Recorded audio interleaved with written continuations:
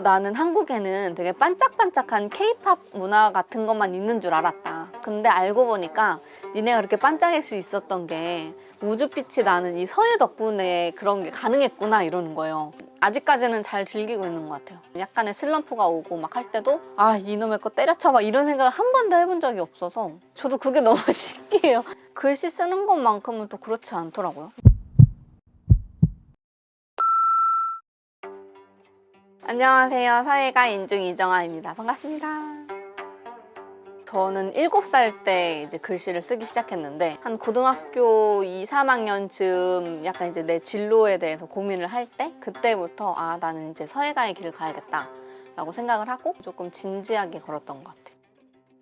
아빠는 엄청 좋아하셨어요. 나는 작은 동산을 하나 산 것 같다고 이렇게 말씀을 하시더라고요. 언젠가 나는 세상을 떠나지만 그 뒤에 내 뜻을 이어서 뭔가 더 탄탄한 산으로 만들 수 있는 아이가 있는 것 같아서 난 너무 든든하다라고 말씀하셨고, 그 당시 때 애써주셨던 아버지 연배 선배님들이 계셨기 때문에 제가 지금 하고 있는 거라고 생각이 들어서, 서예를 잘하면 먹고 사는 게 서예학원 선생님, 잘해야 서당 총장 정도였지 뭔가 이렇게까지 서예를 통해서 소통을 할 줄은 몰랐다. 근데 저도 만약에 그 시절에 서예를 했었으면 지금의 이런 빛을 발하지 못했겠죠.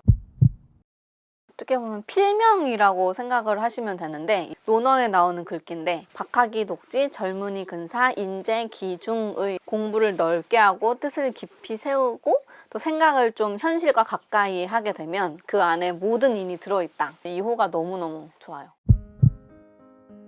가히 한글날 콘텐츠가 됐는데 그게 되게 많은 사람들한테 인정을 받으면서 더 찾아야 되는 건 더 오히려 전통일 수 있겠다라는 생각을 좀 했어요. 서예를 가지고 프랑스의 되게 많은 도시를 돌아다니면서 한글 학교에서 서예 수업을 했던 적이 있는데, 서예를 가르쳐주고 서예 퍼포먼스를 보여줬더니 너무 사람들이 좋아하는 거예요. 근데 저에게도 아직도 잊혀지지 않는 말 중에 하나가, 나는 한국에는 되게 반짝반짝한 케이팝 문화 같은 것만 있는 줄 알았다. 근데 알고 보니까 니네가 그렇게 반짝일 수 있었던 게 우주빛이 나는 이 서예 덕분에 그런 게 가능했구나 이러는 거예요. 딥한 너희의 문화가 있었기 때문에 너희의 케이팝이 빛나는 거구나 라는 걸 얘기를 딱 듣자마자 뭔가 온몸에 소름이 돋으면서 내가 지금 하고 있는 게 되게 잘 하고 있는 거구나, 감명이 깊었던 순간이었고, 제가 죽기 전까지도 생각나는 순간이 아닐까 싶어요.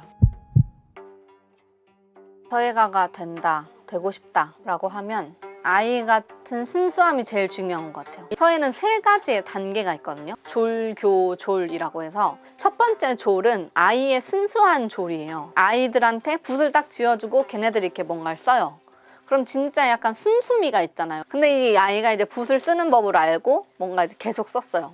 그럼 이제 기교를 부릴 줄 알겠죠? 시옷은 이렇게 쓰니까 더 예쁘다 막 이렇게 하면서, 교는 기교의 기교자를 쓰는데, 그러고 나서 다시 졸로 가는 게 2번째 졸이거든요. 기교를 내가 다 부릴 줄 알아.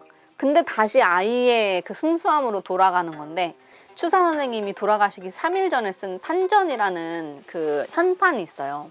이걸 글씨를 배우고 나서부터는 그걸 보면은 약간 소름이 돋을 정도로 저걸 어떻게 썼지?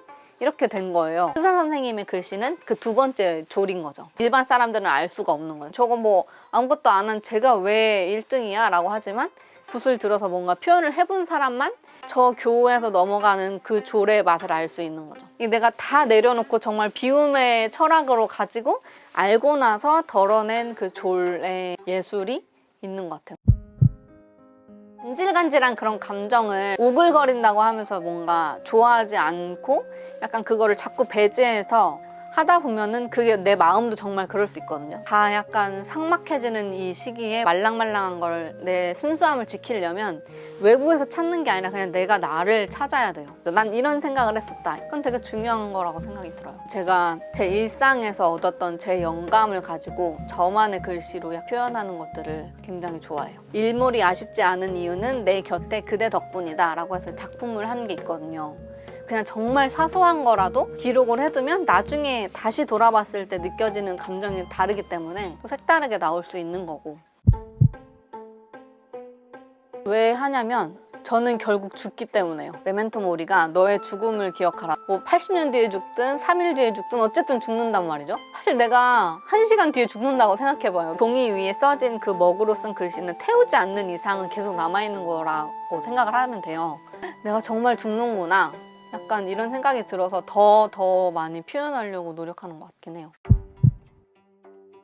러닝 하시는 분들이 막 뛰다가 어떤 한계점에 도달하고 그걸 넘어섰을 때의 것처럼 일도 뭔가 하다가 한계에 도달했을 때 멈추는 게 아니라 한 번 더 나아가는 거를 말씀하시는 거잖아요. 근데 저는 그거는 좀 옛날에 넘었던 것 같아요. 그거 싫고 뭔가 재미없고 이런 때가 분명히 있었겠죠. 지금은 그런 생각이 들어도 자꾸 어쩌겠어 약간 이런 식으로 넘어가니까 이 짜증이 지나면 잘 될 거를 알기 때문에 옛날에는 이 획이 죽어도 안 됐는데 이걸 1000번 긋다 보니까 나오고 서예는 반복의 힘이 좀 필요한 예술이라서 서예가 너무 광범위하기 때문에 이거 알 것 같아 그럼 이것도 알아야 돼 이거 알 것 같아 이것도 알아야 돼 이게 너무 넓어서 그래서 제가 포기를 못하는 걸 수도 있어요. 왜냐면 제가 잘하고 좋아하는 게 정말 오로지 이거밖에 없거든요. 정말 붓을 들어서 뭔가를 표현할 때, 뭔가 일을 할 때 제가 조금씩 성장하는 걸 느끼거든요. 아직까지는 잘 즐기고 있는 것 같아요. 약간의 슬럼프가 오고 막 할 때도